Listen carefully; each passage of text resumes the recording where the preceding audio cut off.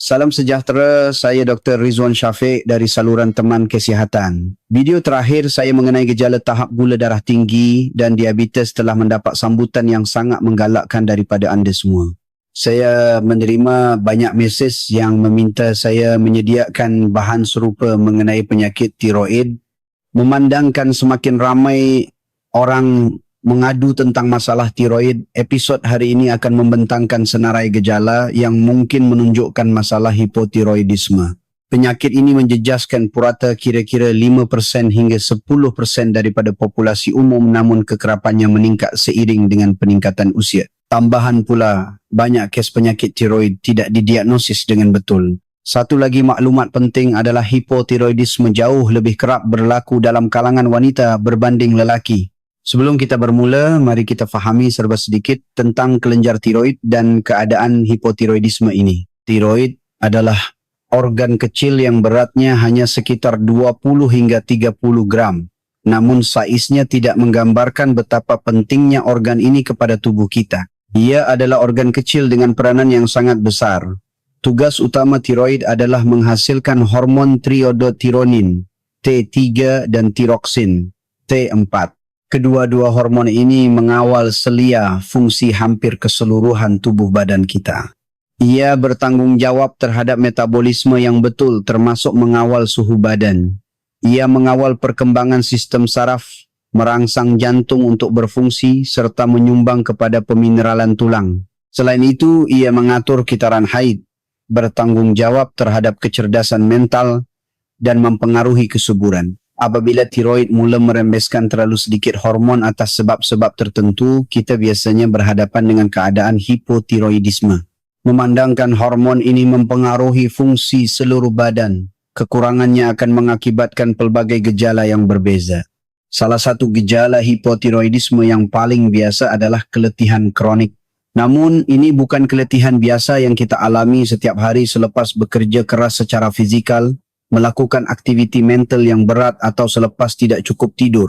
Bagi kebanyakan orang, ia adalah perasaan letih yang sangat melemahkan dan berterusan sehingga menyukarkan fungsi harian. Individu yang menghidap hipotiroidisme sering mengalami kesukaran untuk bangun pada waktu pagi walaupun telah mendapat tidur yang cukup. Isyarat lain yang menunjukkan tahap hormon tiroid yang rendah adalah peningkatan berat badan yang tidak dijangka, dan ini tidak semestinya berkaitan dengan peningkatan pengambilan makanan atau kalori yang lebih tinggi dalam diet. Seperti yang saya sebutkan, hormon tiroid mengawal metabolisme. Apabila tahap hormon ini berkurangan, kadar metabolisme asas akan menjadi perlahan. Secara ringkasnya, badan kita akan mengeluarkan kurang tenaga daripada biasa dalam keadaan normal. Jika kita terus mengambil jumlah kalori yang sama seperti biasa, badan kita mungkin tidak akan menggunakannya dan akan menyimpannya sebagai tisu lemak. Selain itu, hipotiroidisme boleh dikaitkan dengan takungan air dalam badan yang juga menyebabkan kenaikan berat badan. Para saintis percaya bahawa walaupun disfungsi tiroid yang ringan boleh dikaitkan dengan peningkatan berat badan yang ketara dan meningkatkan risiko berat badan berlebihan serta obesiti. Sudah tentu kita harus sedar bahawa berat badan bergantung pada banyak faktor lain dan gangguan tiroid hanyalah salah satu daripadanya. Individu yang bergelut dengan hipotiroidisme juga sangat kerap ditemani oleh perasaan sejuk. Sebagai contoh, apabila kebanyakan orang memakai baju berlengan pendek di bawah cuaca Malaysia yang panas, mereka yang menghidap hipotiroidisme berasa perlu memakai baju sejuk atau sweater. Intoleransi terhadap sejuk ini berpunca daripada metabolisme yang perlahan tadi. Tubuh manusia memerlukan hormon tiroid untuk menjana tenaga yang diperlukan bagi menghasilkan haba. Akibatnya, penghidap hipotiroidisme sering mempunyai suhu badan yang lebih rendah. Di samping itu, kelemahan, kekejangan dan sakit otot juga kerap diperhatikan. Biasanya melibatkan otot paha dan lengan. Sesetengah orang merasakan sakit otot semasa menaiki tangga atau semasa menyikat rambut. Penyelidik telah menunjukkan bahawa kekurangan tiroksin T4 mengganggu fungsi gentian otot dan boleh menyebabkan kerosakan yang membawa kepada gejala tersebut. Hipotiroidisme juga boleh menyebabkan perkembangan neuropati periferi, iaitu kerosakan pada saraf periferi yang membawa maklumat antara otak dan saraf tunjang ke seluruh badan termasuk kaki dan tangan. Neuropati ini biasanya menjelma sebagai rasa kebas dan kesemutan pada anggota badan. Selain itu, sesetengah individu mungkin mengalami sindrom terowong carpal tunnel syndrome. Punca gejala ini berkemungkinan adalah pembentukan edema atau bengkak yang menekan saraf periferi. Dalam banyak kes, hipotiroidisme yang tidak terkawal boleh memburukkan lagi masalah keguguran rambut.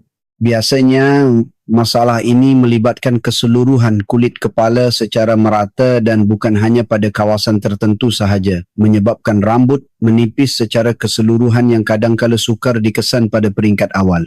Keguguran rambut biasanya hanya menjadi nyata selepas beberapa bulan penyakit bermula kerana kitaran pertumbuhan rambut manusia adalah panjang.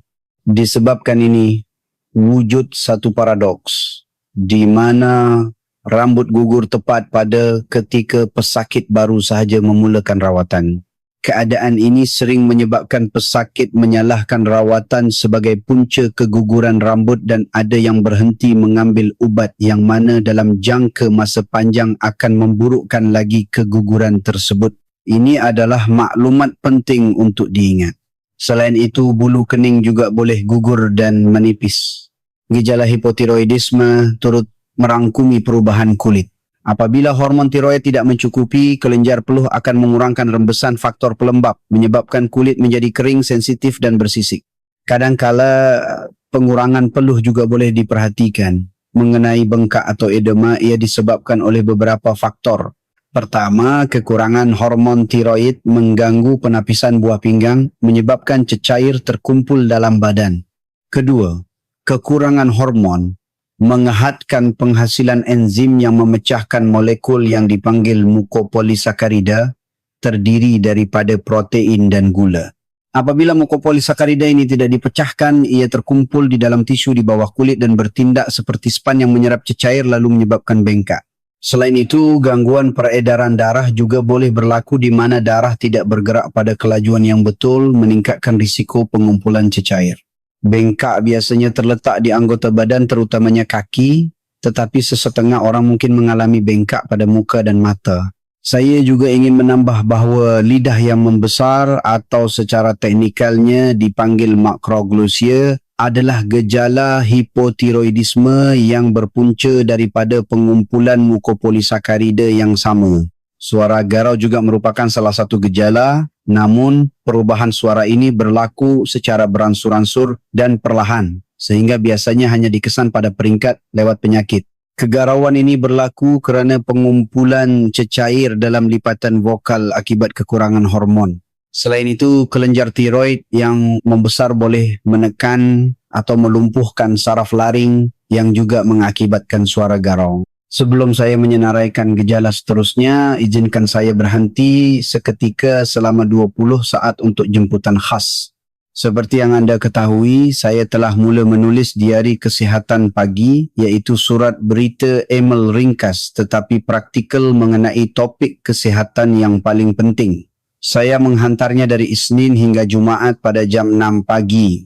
Ia adalah cara yang baik untuk memulakan hari dengan maklumat berharga tentang kaedah semula jadi untuk meningkatkan kesihatan. Ia sangat ringan untuk dibaca bersama kopi atau teh pagi anda. Untuk mendaftar, layari www.drizwan.my.diary. Jika ruangan pendaftaran tidak kelihatan, pelayar web anda mungkin menyekatnya, jadi cubalah gunakan pelayar lain. Saya sangat mengalu-alukan penyertaan anda. Sekarang mari kita kembali kepada topik kita. Tadi saya menyebut tentang pembesaran tiroid atau apa yang dipanggil sebagai beguk gondok. Keadaan ini boleh berlaku dalam kes hipotiroidisme dan juga hipertiroidisme, tiroid berlebihan. Ia dicirikan oleh bengkak di bahagian depan leher tepat di bawah halkum. Mereka yang mempunyai tiroid yang membesar mungkin merasakan tekanan di kawasan tekak dan menghadapi masalah menelan. Mekanismenya mudah. Untuk tiroid menghasilkan hormon, ia mesti dirangsang oleh hormon lain yang dipanggil tireotropin, TSH, yang dirembeskan oleh kelenjar pituitari. Apabila sel tiroid dirangsang tetapi hormon tidak dapat dihasilkan kerana penyakit, tiroid akan dirangsang dengan lebih kuat lagi. Ia cuba menyelamatkan diri dengan menggandakan lebih banyak sel tiroid yang malangnya tetap tidak mampu menghasilkan hormon dan pertumbuhan sel inilah yang kelihatan sebagai beguk. Kajian semasa juga menunjukkan bahawa perubahan dalam fungsi tiroid mempengaruhi deria, rasa dan bau. Dalam satu kajian lama, saintis mendapati 39% subjek mengalami gangguan rasa dan 17% mengalami gangguan bau, di mana rawatan hipotiroidisme biasanya dapat mengembalikan deria tersebut. Hipotiroidisme juga boleh menjejaskan fungsi kognitif. Penghidap sering mengalami gangguan ingatan dan penurunan tumpuan.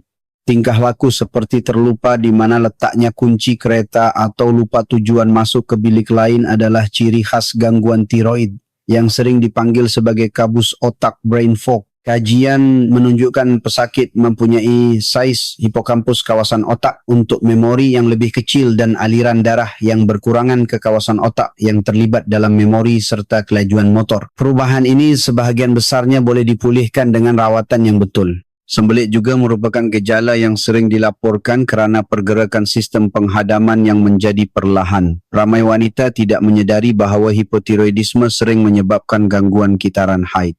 Apabila hormon tiroid menurun, ia menurunkan penghasilan hormon FSH, hormon perangsang folikel, dan LH, hormon pelutainan yang penting untuk kitaran haid dan fungsi ovari.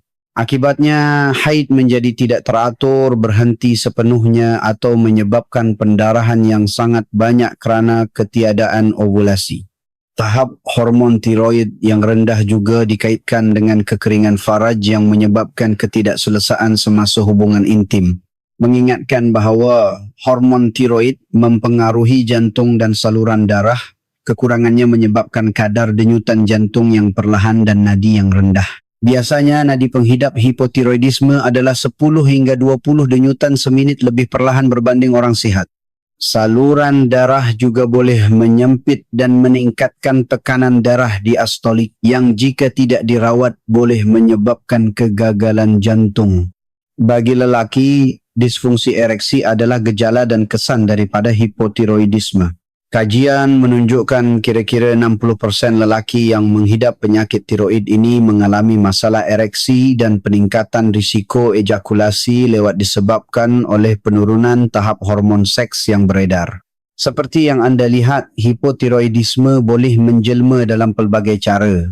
Sebilangan gejala ini tidak spesifik dan boleh dikaitkan dengan penyakit lain. Namun jika anda perasan beberapa gejala ini berlaku serentak, seperti keletihan kronik, sentiasa berasa sejuk dan rambut gugur, anda harus memandang serius perkara ini.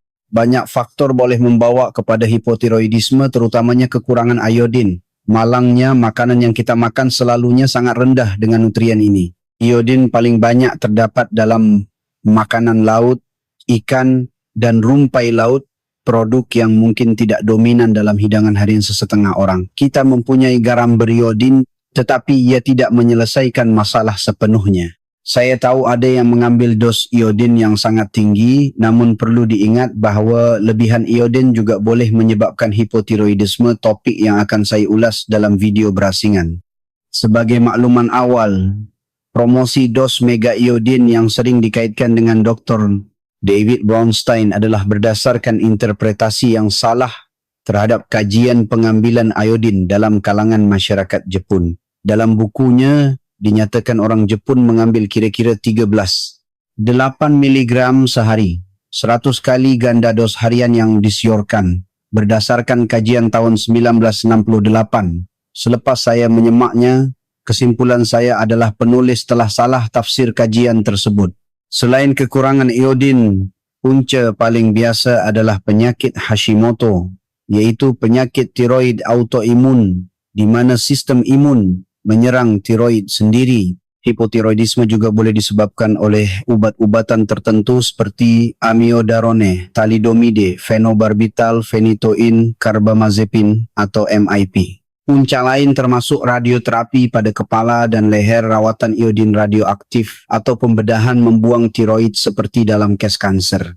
Untuk mendiagnosis hipotiroidisme, langkah pertama adalah melakukan ujian tahap hormon TSH. Jika kepekatannya tinggi, maka tahap tiroksin bebas, FT4 perlu diperiksa. Tahap TSH yang tinggi bersama FT4 yang rendah dengan kebarangkalian besar menunjukkan hipotiroidisme. Pada pandangan saya, penyakit ini masih kurang didiagnosis kerana gejalanya sering dipandang remeh. Ramai orang tidak mempunyai pengetahuan bahawa gejala ini berkaitan dengan tiroid, lalu mereka tidak mengambil sebarang tindakan. Saya berharap video ini dapat mengubah keadaan tersebut agar anda lebih peka memerhati tubuh badan sendiri dan bertindak tepat pada masanya. Setakat itu sahaja daripada saya hari ini. Terima kasih atas perhatian anda dan sehingga kita berjumpa lagi dalam episod akan datang.